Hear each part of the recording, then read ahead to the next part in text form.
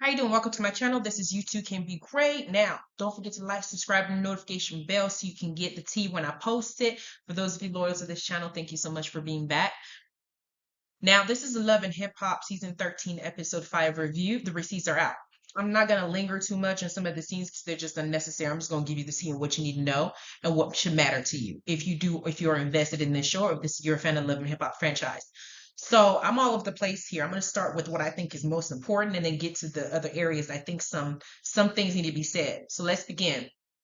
So we start off with um not the beginning, but in between scenes, they show a follow-up of what happened with Mendeecees' conversation with Jock and Scrappy last episode, where Mendeecees was very pissed. He looked very, very much in because he knows that now his infidelity has been exposed on a level that is embarrassing for him and his family and his wife and his kids, and at this point he can't really explain his way out of it, but he's not comfortable with what Kirk is doing. And I'm not comfortable with it either. Because for a number of years, y'all know that the Frosted family, full of Frostobites and dumbasses, that they've been the one on the show as having some of the most trials and tribulations when it comes to marriage. Yeah, we know about Scrappy and Bambi and Scrappy's infidelities because that's just been Scrappy. He's been that way since he set foot on TV. He's just spreads himself to everybody. And from Erica Diskin, he doesn't use any protection. So we already know that about his character. But the Frost family came here as a united front, a family that sticks together, that works hard. And yes, marriages do go through trials and tribulations, but we didn't see Frost do some of the worst things on national television I think a husband would do to a wife, in addition to asking her for paternity tests, in addition to rejecting the pregnancy when she got pregnant, saying it wasn't the right time, then mistreating her during that pregnancy, end up in a hot tub with Benzino, Bambi, and some other thirsty girl, then having a threesome that's recorded on TV. He just didn't give a fuck. He was out there living his best life. So, and it ultimately resulted in him. The thing about it is, if y'all remember in detail, Kirk's infidelity was egregious in the fact that he had a different phone. He moved Jasmine into an apartment. He was paying her bills. She was a stripper. He had a whole baby with her. But she went through 9 months of pregnancy, 8.5 months, 9 months of pregnancy, had the baby. The baby had already improved several months, with Kirk still buying diapers, buying clothes, buying everything, promising her a future, and his wife didn't know. It was the level of deceit that he went through that made the infidelity even much worse. Everybody on social media is looking at Rashida as either the dumbest person in the world or somebody that was blessed by angels, because that type of forgiveness, for me, I think is only left for the Lord. Because infidelity is one thing, but I got to look at a child that is a constant reminder of what you did and how far your indiscretion went. You didn't even bother to work on him. You made a whole baby outside of this marriage. And it's in the Bible. This is the one thing that can break a marriage. And legitimately, he will be, he's deserving of it, right? But to see this play out, and we hear about Mendeecees' infidelities, we have yet to see a baby come out of those infidelities. A lot of it is he said, she said, but when people are saying the same things so many times, there's got to be some truth to it. We haven't had a single female, for real, come out like Jasmine did on TV to gain her coins and expose Kirk. So all we have are speculations. However, the fact that Mendeecees pissed off, he's more angry at the fact of, hold on a second, my daughter's crying. Sorry, I had to relocate because my baby girl was like, hell no, you're in the house. Why am I not being carried right now? What are you doing with your hands that you can't come pick me up? Anyway, um, so what I'm saying is Mendeecees has been pissed off about what happened between Kirk and Rashida having this free for all, which we saw from last season of them discussing Mendeecees' indiscretions as if they're like, you over here talking about me as if your situation is better. That type thing. So, and the way that Kirk and Rashida are so fixated on it and talking about it, you can see the joy in her face when she says it, because she's thinking, for once, it's not going to be me they're talking about. And Kirk is thinking, for once, it ain't going to be me they're talking about. But bitch, we still going to talk about you, because the level of deceit and the level of betrayal that you created in this franchise is epic. It will be remembered for ages. And the fact that Rashida stayed with you will be something that we will never forget. And then she now doubled down on it and said in her rap music that she ain't never leaving Kirk. And she announced that Hell, we don't want to be that strong. So we will always be talking about you, despite the fact that we know that there's already been allegations about Sierra's husband, despite the fact that we're going to come out and see Scrappy go through the same thing for the 1,000th times because he's still sleeping with his other baby, his third baby mama, his threesome baby mama. We're still going to hear this type of situation with Zane because Zane still has a maturity thing he needs to grow. These are things that we're still going to see, but none of them have topped what you have been doing. But here we are discussing this, and we got men gossiping more than women. Jock and Scrappy are gossiping, saying that they don't know how to tell Kirk. Basically, what Mendeecees said to them, that Mendeecees basically said that Kirk is fascinated with his member. Kirk is very interested in what's going on with his member, and he's right. Because the way that they're talking about them, I've never seen men talk about men's endeavors. Usually the dudes are trying to keep quiet so the girls don't find out about it, trying to hold them back, but because they feel like he's going to push them out of the light for a little bit, they're double down on this. On top of that, Mendeecees says some things about maybe Rashida wanted him too. And Jock is sitting there talking about that's disrespectful. That's disrespectful. At this point, I don't think that Mendeecees and Yandy owe the Frostbite family any form of respect, because this entire season, all they do is talk about them. All they do is talk about them because they don't want them being the topic of conversation. And Yandy, from what we saw last season, was defending Rashida with Jasmine, who apparently now is going on vacation with them and having threesomes with them. And she basically their girlfriend and their sister wife. I don't even feel sorry for her anymore because at this point, I understand amicability. I understand, getting along. I understand being able to, work with the situation you've basically accepted. But girl, going on vacation, having her come to your house, there has to be some healthy boundaries in this situation. You clearly don't have any. So for me, y'all look like a damn fool over here talking about Mendeecees and Yandy, who I think are currently handling this situation on the show far better than what we saw with your ass in several episodes and several seasons. But this conversation between Jock, Scrappy, and Rashida and Kirk coming up is basically Jock letting them know, yo, these are the things Mendeecees said. He also suggested that Rashida may want him too. And he also suggested that you are too involved and too focused and too concerned with what his penis is doing. So he said all this, and the third. Then you got Rashida opening her mouth talking about Mendeecees can't even talk. I would never want him. And I'm like, bitch, compared to what you have, Mendeecees may not be may be a better option because I don't see a baby yet. So he may be a better option than what you have. I'm sorry. It just seems that way because he's handling himself with poise, even though he's he's very much wrong for doing what he's doing with his family and his wife. Compared to what Kirk's just been embarrassing you. Wasn't it last season that we saw Jasmine come up with some text messages saying Kirk was trying to hit? And she wasn't lying. So girl, hush, hush. So this scene was from the end of the episode, and the reason I put it here is because it's follow up with the conversation that Jock Scrappy had with Kirk and Rashida at Zane's event. And Rashida, if you see the picture next to what I just put, you see how excited and happy Rashida is to talk about the situation with Yandy and Mendeecees with her husband. They're both like excited to talk about this. I don't understand. Rashida, I used to have a lot of respect for you and I used to speak up for you, and there was a lot of empathy that society gave you when we saw what you were going through. We did. We saw all that. But the joy that you have and the digs that you're making on somebody's marriage when infidelity is involved, what makes you think that Kirk is not cheating on you now? Because you already told his ass you were never going to leave him no matter what he does. And he already did the worst thing, which is having a baby by somebody else. And you still, after the fact, went up there and said you ain't never leaving him.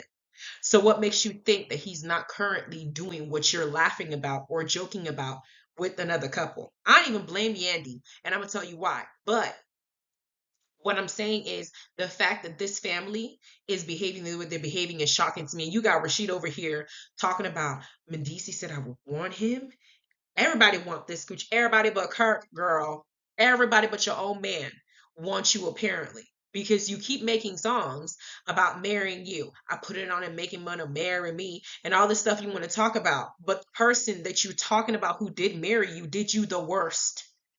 And you're here gloating about what's going on with somebody else. Be very careful how you choose to talk, because it always comes back. If you gloat in someone's misery and you laugh about it, sometimes it's something that's happening to you behind you just don't know. Because it would have been better if you just kept your mouth shut and you would have been respectful, because your situation is so loud that Scrappy, on one of the episodes when him and Bambi were still going through divorce, said, "What I do know is no matter what this dude does to her," pointing to Kirk and Rashida, "she will never leave him." That should tell you something, bitch, while you're sitting up here gloating. And we all heard about them damn concert tickets that ain't nobody buying. This is why. Because you behave like a ditzy person. And your husband looks at you and just fucks with your head because you behave like a ditzy person. Why are you gloating about that? Especially when you didn't watch last season and saw Yandy and how she interacted with Jasmine, who apparently now is your bestie and your side chick too. What is this nonsense? The whole Frost family just makes me want to maybe want to put some like DEET on myself, or some flea repellent or something like that, because you guys do some dumb shit and y'all are doing it on TV. I understand storylines, but this is embarrassing even for you to be sitting here looking so gung-ho and so happy talking about Mendeecees and Yandy's situation as if your ass didn't go through this for a number of years on an egregious level, and in the reunion, and we didn't see the baby, and we didn't see the side chick, and we didn't see the other phone, and Carly was girl, your situation was horrific. And you don't know if Kirk is out there with another baby in another hotel with a third phone. He got 3 earrings. We already know he does some crazy shit. And you're going to sit up here and you're going to talk about this. This is why I feel like I need to talk about this episode, because mark my words. Mark it. There is going to be more seasons that come out where Kirk is not just going to be text messages like Jasmine had, because he's still who he is. Kirk is going to come out, and let's hope to God there's not twins this time. But the way that this girl is acting, when Yandy was defending her, you seem cruel. Where she ain't nobody's fucking friend. She is nobody's friend. And while I speak, y'all look at my previous reviews. I talk sense when it's due. I give everybody equal opportunity. If you're doing something right, I defend you. If you're doing something wrong, I'm gonna say it. This is wrong as all hell. It is. So the episode actually began with Mendeecees and Yandy meeting up to discuss, in a very controlled environment, what they're going to say about this infidelity that one of her former friends that she got into it decided to expose everything that she's been doing, including saying that she herself was cheating. Now, I don't condone infidelity in a marriage, because that's not part of your marriage vows. If it's that horrible, it's better for you to just separate and see if you can do better without each other. However, I don't blame her if she stepped out, because what I keep thinking is Mendeecees was gone for 8 fucking years and she had to parent their kids alone without him while he was behind bars protecting his vagina. So for you to come out after that type of dedication and then be out here slinging your thing through everything, taking off your ring anyhow, not understanding the type of loyalty she was as a wife to stay with you while you were behind bars and pay for all the bills and do all these things while you were behind bars, for you to come out and do this shit. I don't blame her if she was also getting it in by somebody else, because clearly you don't have the same loyalty for me as I have for you.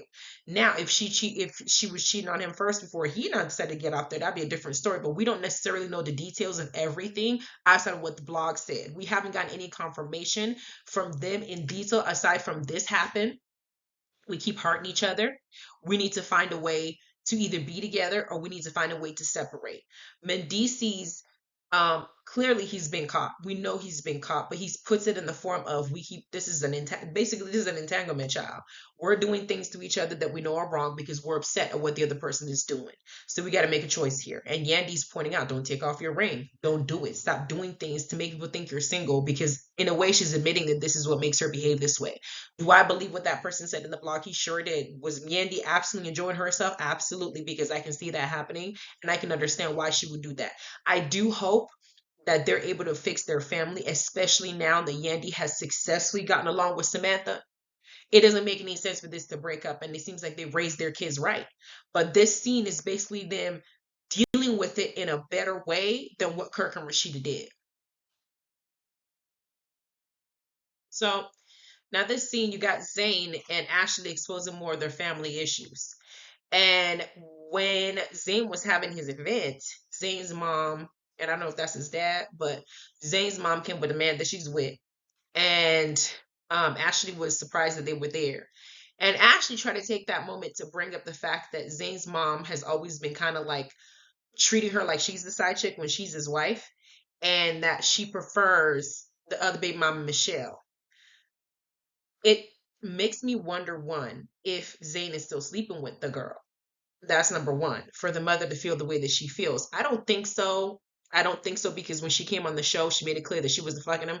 But at the same time, if my mom is treating, or if my husband's mom is treating me like I'm the side chick and not the wife, that tells me something about her as a person and her behavior, or how my husband is portraying the situation to her about us.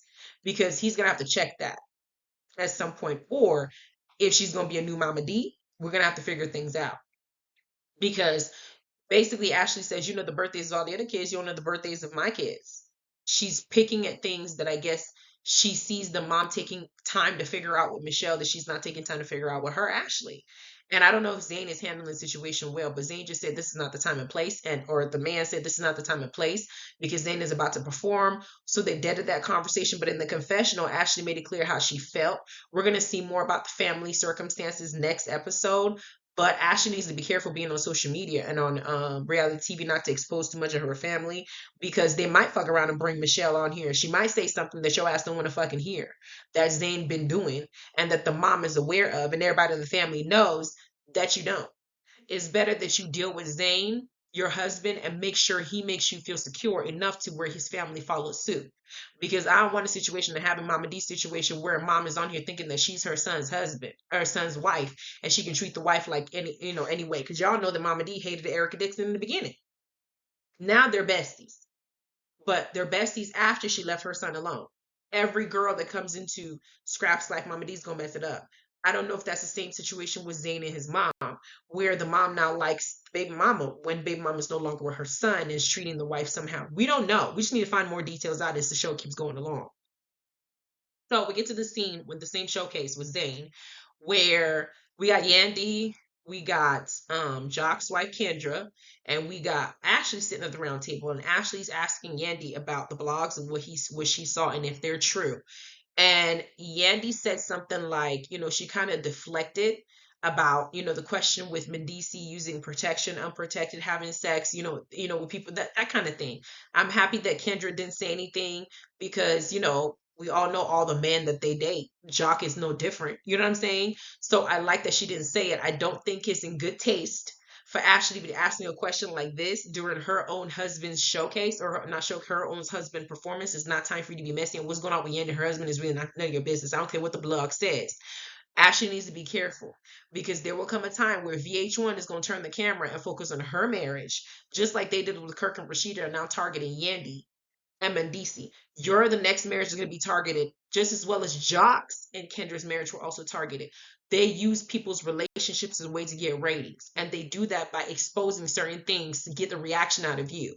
So be careful what you're doing, girl, because I always say you better be very careful how you handle things that always comes around. So the last scene I want to review in this episode that I thought was important was the situation with Erica Banks and her girlfriend. Erica Banks once dated Chaotic. I remember last season before last, I think she dated Chaotic. I'm kind of pissed that Chaotic left because the whole Scrappy situation. I really wish Chaotic was here. Chaotic is funny as shit. But what I'm saying is, in this particular scene, Erica Banks is kind of showcasing her family, letting us know that she was raised in the church, and she wanted her parents to approve, or her father to approve of her marrying a female now that she's more fluid, and that this is where she wanted to be, and she's very serious with her girlfriend, and she wants the girlfriend to be a wife. The future wife now wants to get the blessing of the father, and as a rapper, there's a different image that she has to portray to the public to keep her fans, different from what she does in the church scene. And I love the fact that when they went to church, the pastor didn't shun her because of the girlfriend situation. He was very respectful, he was very welcoming. And I did like the fact that her father was able to support whatever. She's a grown woman. She can choose to do whatever she wants to do, and she can live her life. And the father did not use the church as an excuse to shun his daughter because of her own personal choices. You understand what I'm saying? So I like this scene because they did show that, and that's, they did show that, and that's something that maybe some families need to see on how they can particularly handle this type of situation if anybody in their family is going through it. um I don't know why Jessica is there. I don't know why her significance is on this franchise. I don't see her as anything hip hop. I don't know how she got here. Can somebody tell me how she auditioned and Was she? I know she does music, but I hadn't heard nothing from her. And I don't know. But in that scene, she was with the family, with Erica Max's family. She was asking questions about how the family felt about being fluid. I just see her as Nick Cannon's ex, and I don't know what she brings to the show. Is there something I'm missing? Y'all let me know. Anyway, that was the review. I don't particularly like this season yet. I think it's kind of slow because it is. I'm still trying to figure out how to watch Love and Marriage Huntsville because I have to purchase it. I don't have the channel on my TV, unfortunately. So I've been trying to find a way to watch it outside of that, and it's been hard. But I'm trying to catch up on that one so I can go ahead and review because I don't ever watch Love and Marriage Huntsville. But I'm waiting for part two of Basketball Wives to get on so we can see what happened with Jackie's crazy daughter. In addition to that, give me ideas and reviews and shows you'd like me to review outside of Love and Marriage Huntsville, and I'll check those out too. Have a wonderful day. Bye.